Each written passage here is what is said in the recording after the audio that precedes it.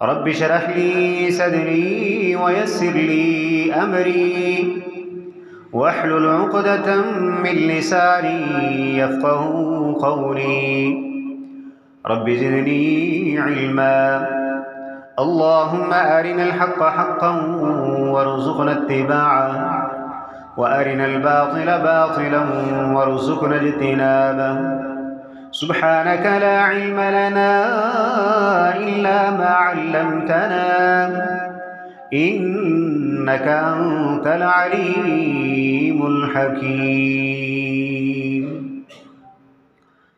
ہر قسم کی حمد و ثنا، عظمت و کبریائی، بزرگی اور بڑائی اللہ رب العزت کے لیے ہے جو تمام جہانوں کا خالق، مالک و رازق ہے، اور انگن بے حد و حساب لا تعداد درود و سلام سید الانبیاء والمرسلین خاتم النبیین محمد الرسول اللہ صلی اللہ علیہ وسلم کی ذات اقدس پر، جنہوں نے انتھک محنتوں اور کوششوں کے ساتھ اس دین حنیف کو ہم تک پہنچایا، اور کروڑہ رحمتیں ہوں صحابہ کرام، تابعین اعظام، تبع تابعین اور سلف صالحین پر کہ جنہوں نے اپنے خون سے اس دین حنیف کی آبیاری کی۔ محترم سامعین کرام، اللہ رب العزت کی رحمتوں اور برکتوں میں سے ایک رحمت اپنے بندوں پر یہ بھی ہے کہ اللہ رب العزت موقع بموقع، گاہے بگاہے اپنے بندوں کے لیے مواقع اور موسم فراہم کرتا ہے، کیونکہ انسان دنیا کے اندر اس طرح دنیا کے ساتھ چمٹ جاتا ہے کہ اس کو اللہ رب العزت بالکل بھول جاتا ہے، عبادات سے انحراف ہو جاتا ہے، وہ اللہ رب العزت سے، عبادات سے، نیکیوں سے بہت دور چلا جاتا ہے۔ تو اللہ رب العزت پھر انسان کو اپنی طرف بلانے کے لیے، اپنے قریب کرنے کے لیے، اپنی عبادات کے قریب کرنے کے لیے، عبادتوں اور بخششوں کی طرف لانے کے لیے اللہ رب العزت مختلف قسم کے مواقع اور مواسم اس انسان کو فراہم کرتے ہیں تاکہ یہ اللہ رب العزت کے قریب ہو جائے۔ اور ان موسموں میں سے، ان مواقع میں سے ایک موسم رمضان المبارک کا ہے کہ اللہ رب العزت کی خاص رحمتیں اور خاص شفقتیں ہیں اپنے بندوں پر کہ اللہ رب العزت رمضان المبارک کی بابرکت ساعات، رحمتوں والی یہ گھڑیاں اللہ رب العزت اپنے بندوں کو میسر کر دے۔ صحابہ کرام کے ہاں رمضان المبارک کی قدر و منزلت اور اس کا مرتبہ اور مقام اتنا زیادہ تھا کہ صحابہ کرام رمضان المبارک سے تقریباً 6 ماہ پہلے یہ دعا شروع کیا کرتے تھے کہ یا اللہ ہمیں رمضان المبارک کی وہ بابرکت اور سعادت مند گھڑیاں نصیب کر دے۔ اور جب رمضان المبارک گزر جاتا تو 6 ماہ تک صحابہ کرام کی زبان پر یہ دعا رہتی تھی کہ یا اللہ رمضان المبارک کے اندر کی گئی عبادتیں ہم سے قبول کر لے۔ اللہ رب العزت نے اس ماہ مبارک کو اتنا مرتبہ اور مقام عطا کیا ہے کہ صحابی رسول ابو ہریرہ رضی اللہ تعالیٰ عنہ بیان کرتے ہیں، صحیح بخاری کی یہ روایت ہے، فرماتے ہیں اذا دخل رمضان، جب رمضان المبارک کی یہ گھڑیاں داخل ہوتی ہیں، فتحت ابواب الرحمہ، رحمتوں کے دروازے کھل جاتے ہیں، اور ایک روایت کے الفاظ ہیں فتحت ابواب الجنہ، جنتوں کے دروازے کھل جاتے ہیں۔ ایک روایت کے الفاظ فتحت ابواب السماء، آسمانوں کے دروازے کھل جاتے ہیں۔ وغلقت ابواب جہنم، اور جہنم کے دروازے بند کر دیے جاتے ہیں۔ وسلسلت الشیاطین، اور جتنے بھی سرکش قسم کے شیاطین ہیں وہ جکڑ دیے جاتے ہیں۔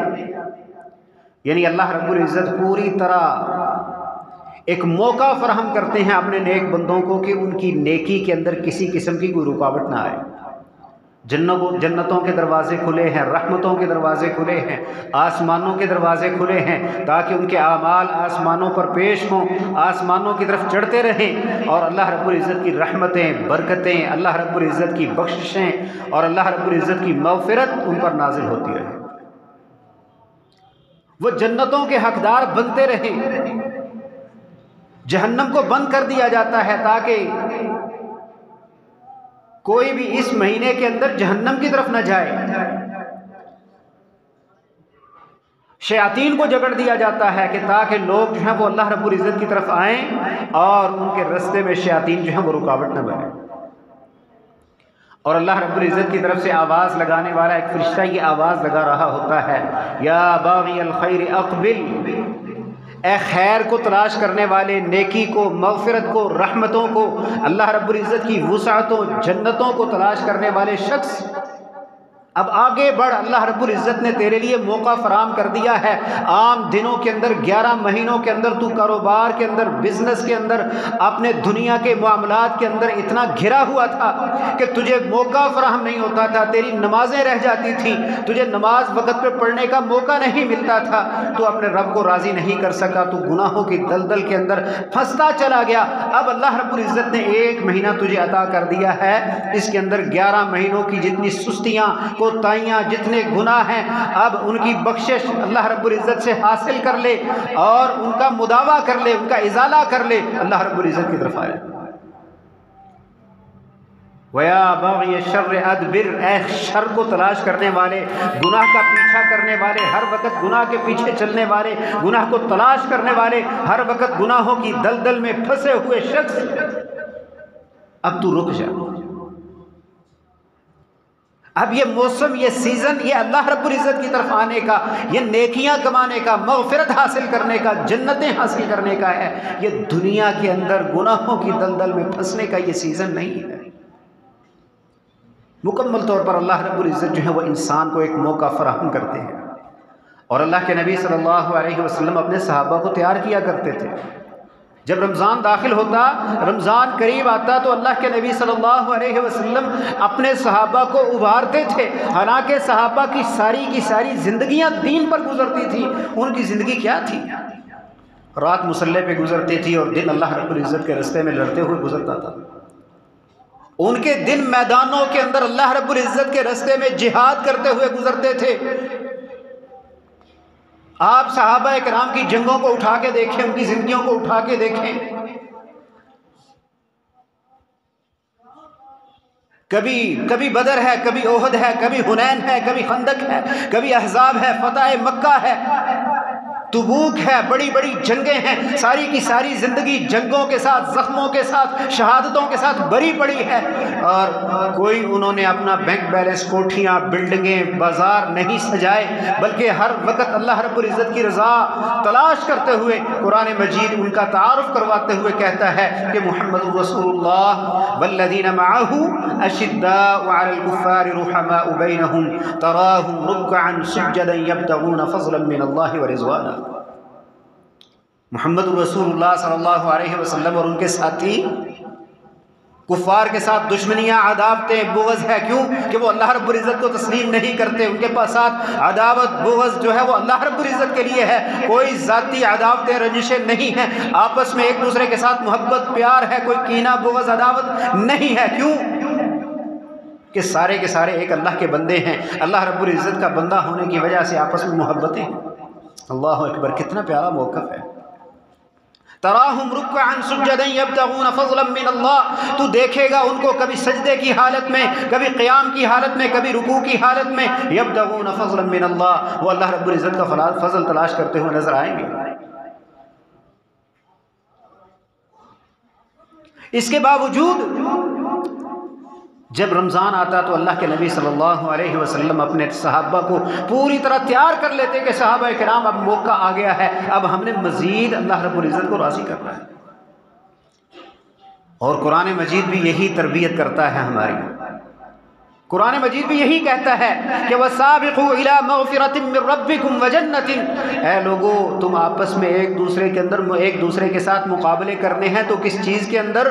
اللہ رب العزت کی مغفرت اور اللہ رب العزت کی رضا کو تلاش کرتے ہوئے جنتوں کو حاصل کرنے کے لیے تم نے آپس میں مقابلے کرنے ہیں۔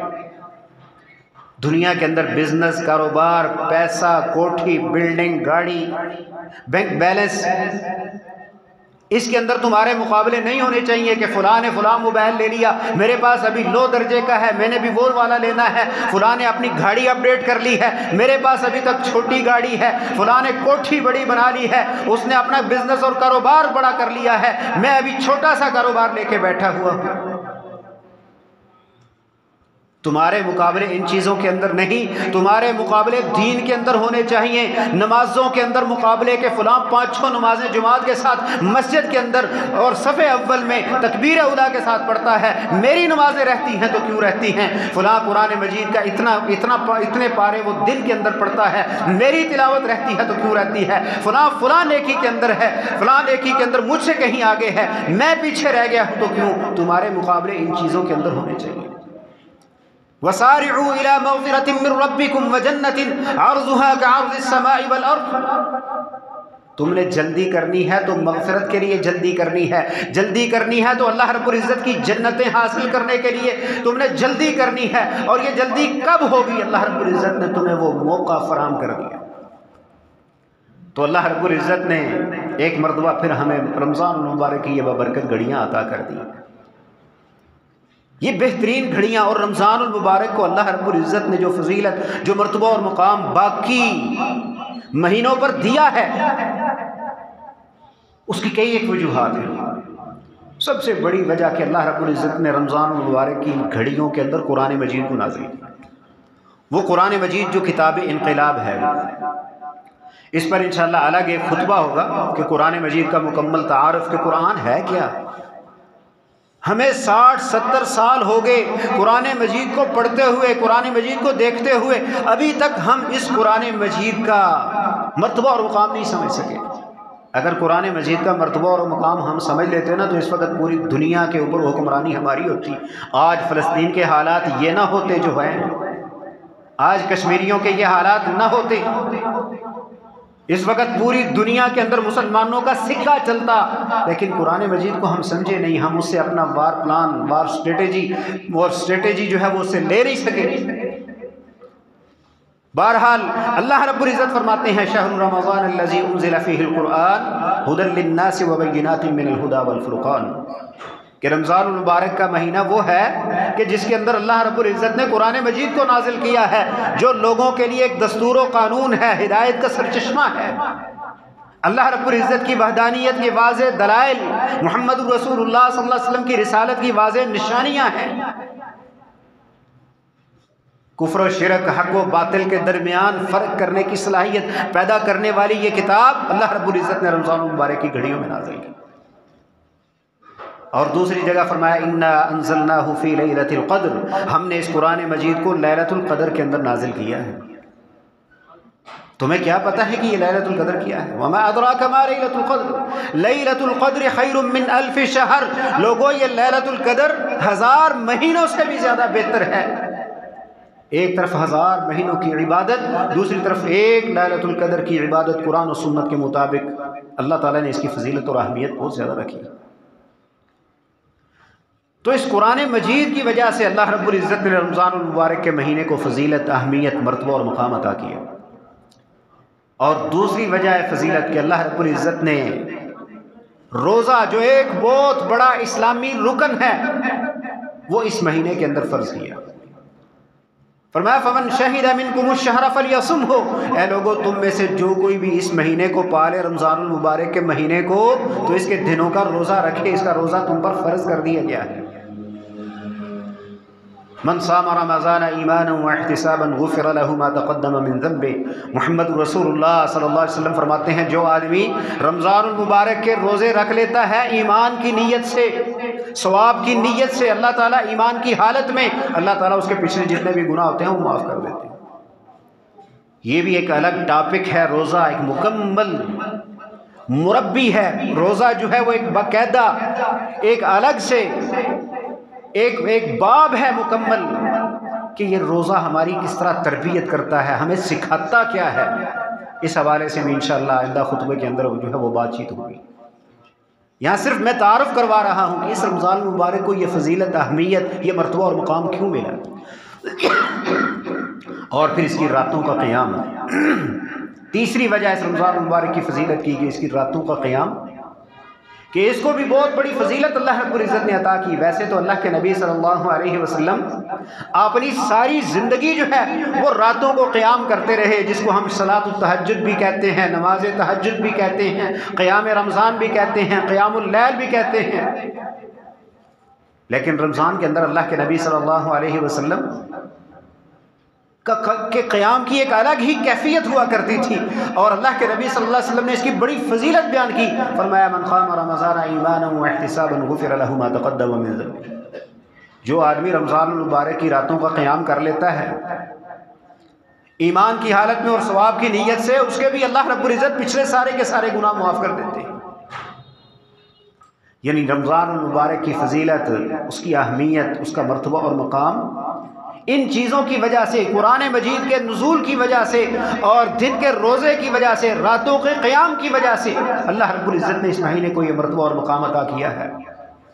اب سوال یہ پیدا ہوتا ہے کہ اس رمضان المبارک کے اندر ہم نے کرنا کیا ہے، کیونکہ سب سے اہم چیز طریقہ استعمال ہے۔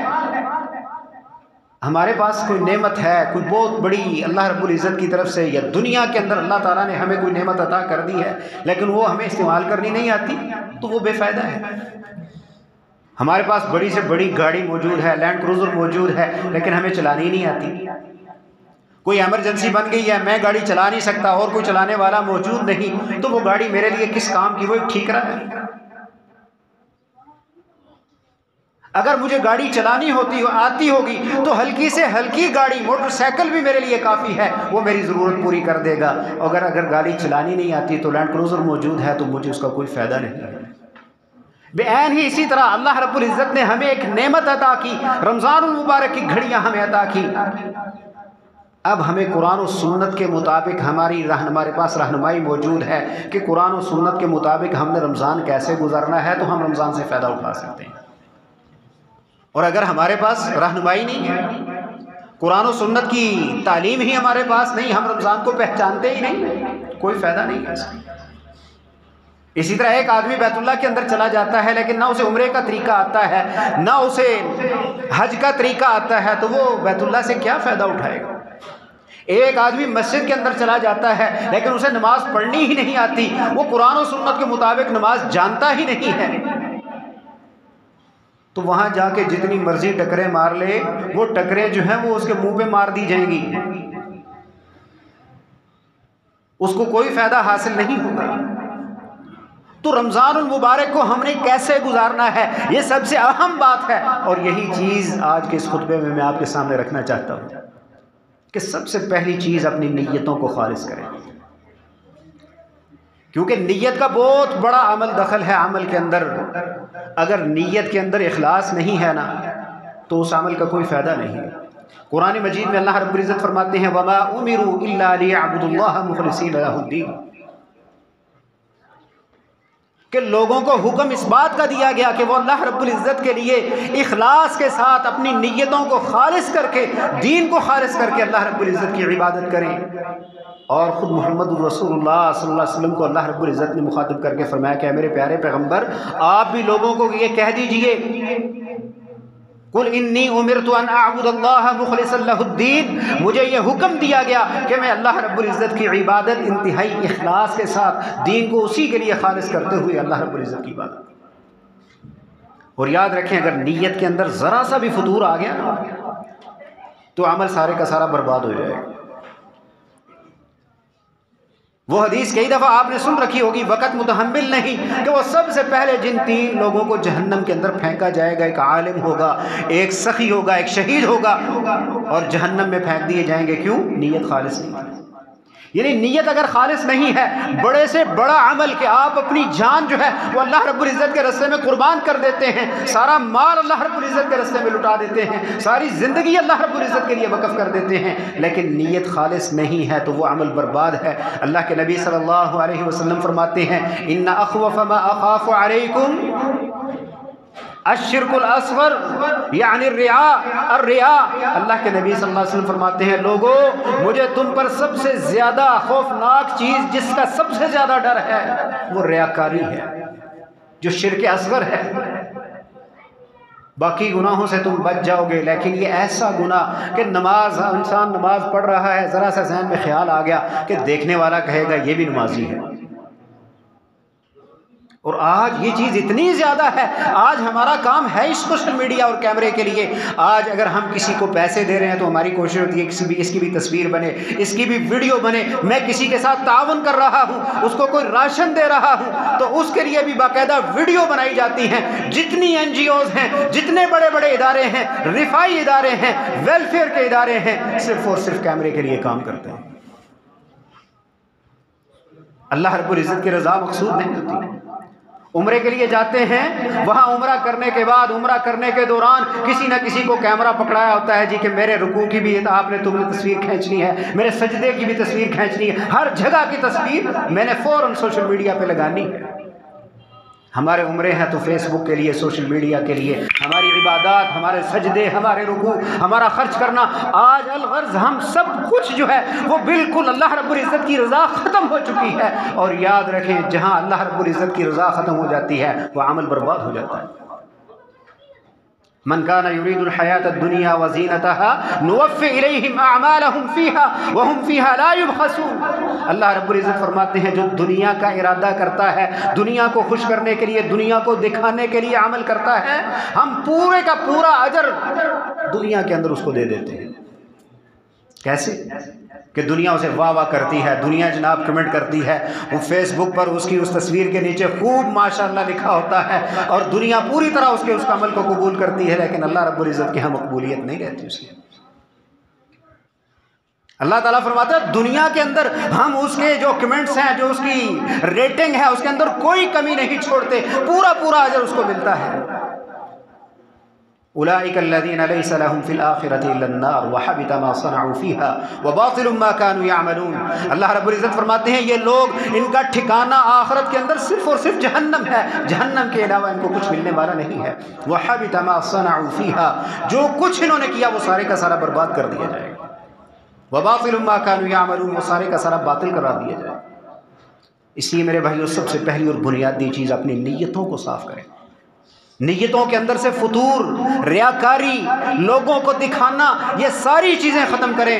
اپنا عمل خالصتاً اللہ رب العزت کی رضا کے لیے کریں، اور جب آپ اپنا عمل اللہ رب العزت کی رضا کے لیے کریں گے نا تو پھر آپ چاہیں گے کہ کیمرہ موجود نہ ہو مجھے دیکھنے کے لیے، پھر آپ خود بخود چاہیں گے کہ میں یہ عمل چھپ کے کروں، میرے رشتہ داروں کو بھی یہ نہ پتہ چلے۔ کسی پر خرچ کرنا ہے تو ایسے انداز میں، اللہ کے نبی صلی اللہ علیہ وسلم نے فرمایا تم اس طرح خرچ کرو کہ حتی لا تعلم شمالہ ما تنفق یمینہ، کہ انسان اس انداز میں خرچ کرے کہ اس کے بائیں ہاتھ کو بھی نہ پتہ چلے کہ اس کے دائیں ہاتھ نے کیا خرچ کیا ہے۔ اس انداز میں تم اللہ رب العزت کی رضا کے لیے کام کرو۔ تو سب سے پہلی چیز اخلاص نیت، اور دوسرے نمبر پر اپنے دلوں کو صاف کرو۔ دلوں کے اندر سے قدورتیں، نفرتیں، کینہ، حسد، بغض، عداوتیں، یہ جن چیزوں سے آج ہمارے دل بھرے پڑے ہیں نا، اپنے مسلمان بھائی، اپنے رشتہ دار، اپنی بہنیں، اپنے بھائی، اپنے قریبی رشتہ داروں کے لیے ہم نے اپنے دل بھر کے رکھے ہوئے ہیں، ان کو خالی کرو۔ اس وقت تک آپ کا عمل قبول نہیں ہے اللہ رب العزت کی بارگاہ میں کہ جب تک آپ کے دل کے اندر کینہ، حسد، بغض، عداوت، اپنے مسلمان بھائیوں کے ساتھ نفرتیں، ان کے ساتھ جھگڑے، ان کے ساتھ کیسز، جب یہ چیزیں تمہارے دل کے اندر بھری ہوئی ہیں نا تو کوئی فائدہ حاصل ہونے والا نہیں ہے۔ اللہ رب العزت فرماتے ہیں کلا بل ران علی قلوبہم ما كانوا یکسبون، تمہارے دلوں پر تمہارے گناہوں کی وجہ سے زنگ لگ چکا ہے، تمہیں کسی کا احساس تک نہیں پیدا ہوتا۔ تمہارے پڑوس کے اندر لوگ جو ہیں وہ بھوکے مر رہے ہوتے ہیں، مسلمانوں کی حالت اس وقت کیا ہے، لیکن مسلمان پر جوں تک نہیں رینگتی، کیوں؟ دل مردہ ہو چکے ہیں، زنگ لگ چکا ہے۔ اللہ کے نبی صلی اللہ علیہ وسلم فرماتے ہیں الا وَإِنَّ فِي الْجَسَدِ لَمُضْغَةً إِذَا صَلُحَتْ صَلُحَ الْجَسَدُ كُلُّهُ وَإِذَا فَسَدَتْ فَسَدَ الْجَسَدُ كُلُّهُ أَلَا وَهِيَ الْقَلْبُ، لوگوں تمہارے وجود کے اندر ایک ٹکڑا ایسا ہے، گوشت کا ایک لوتھڑا ایسا ہے کہ اگر وہ لوتھڑا ٹھیک ہونا تو سارے کا سارا وجود ٹھیک رہتا ہے، اگر وہ لوتھڑا خراب ہو جائے تو سارے کا سارا وجود خراب ہو جاتا ہے۔ کیوں؟ وہ قلب ہے، وہ دل ہے تمہارا۔ آج ہمارے دلوں کے اندر قدورتیں، نفرتیں، اپنے دلوں کو خالص کریں۔ اور پھر آگے کرنے کے کام کہ اس رمضان المبارک کے لیے پوری طرح اپنے آپ کو تیار کرنا، اپنا ٹائم ٹیبل سیٹ کرنا کہ میں نے اس اتنے ٹائم کے اندر قرآن مجید کی تلاوت کرنی ہے، میں نے کسی تفسیر کا مطالعہ کرنا ہے، میں نے قرآن مجید کے ترجمے کا مطالعہ کرنا ہے، میں نے نوافل ادا کرنے ہیں، یہ ساری مکمل ترتیب ابھی سے آپ بنا لیں۔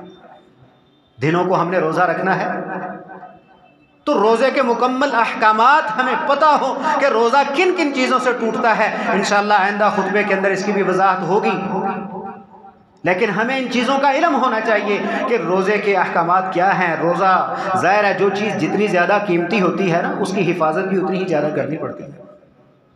آپ دیکھیں نا، ہیرا ایک پتھر ہے، اور سڑکوں کے اندر، سڑکوں پر ہمارے بوٹوں کی نوک کا نشانہ بننے والا وہ بھی ایک پتھر ہے، لیکن دونوں کی قدر و منزلت کے اندر کتنا فرق ہے۔ ایک کی کتنی حفاظت کی جاتی ہے، جو جتنا قیمتی ہوگا اتنی اس کی حفاظت ہوگی۔ اسی طرح روزہ آپ کے اعمال میں سے انتہائی قیمتی عمل ہے، اس لیے اس کی حفاظت، اس کی نگہداشت یہ بہت ضروری ہے۔ آج ہمارے ہاں کیا ہوتا ہے، ٹی وی چلا کے بیٹھ جاتے ہیں، وہاں وہ ٹرانسمیشن، وہ ننگے چہرے، ننگے بدن، نیم برہنہ لباس والی عورتیں جنہوں نے خود روزے رکھے نہیں ہوتے، ان کو پتہ نہیں ہوتا، وہ ہمیں سکھا رہی ہوتی ہیں کہ روزہ کیسے رکھنا ہے۔ سارا دن جو ہے وہ ڈراموں کے اندر مشغول ہے۔ وہ کون کون سی چیزیں ہیں کہ جنہوں نے آج ہمیں مشغول کر رکھا ہے؟ ایک یہ ٹی وی، دوسرے نمبر پر سوشل میڈیا، اور کوئی کام نہیں ہے، فیس بک پر لگے ہوئے ہیں، واٹس ایپ پر لگے ہوئے ہیں، اور آج نیکی سمجھائی اسی کو جاتا ہے۔ صبح اٹھیں گے بغیر ہاتھ منہ دھوئے، نہ نماز پڑھی ہوتی ہے، نہ وضو کیا ہوتا ہے، سب سے پہلے کوئی آیت، کوئی حدیث یہ نہیں دیکھنا کہ یہ صحیح بھی ہے، حدیث صحیح بھی ہے کہ نہیں، ضعیف حدیث اٹھائیں گے، اٹھا کے جناب کسی کو جو ہے وہ میسج کر دیں گے، سمجھیں گے ہمارا حق ادا ہو چکا ہے، ہم نے جناب دین کا بہت بڑا کام کر دیا ہے۔ کم از کم رمضان المبارک کی ان بابرکت اور سعادت مند ساعات کے اندر اپنے موبائل فون کو صرف فون کے لیے استعمال کریں، باقی سوشل میڈیا کو بند کر کے رکھ دیں، یہ کوئی نیکی نہیں ہے۔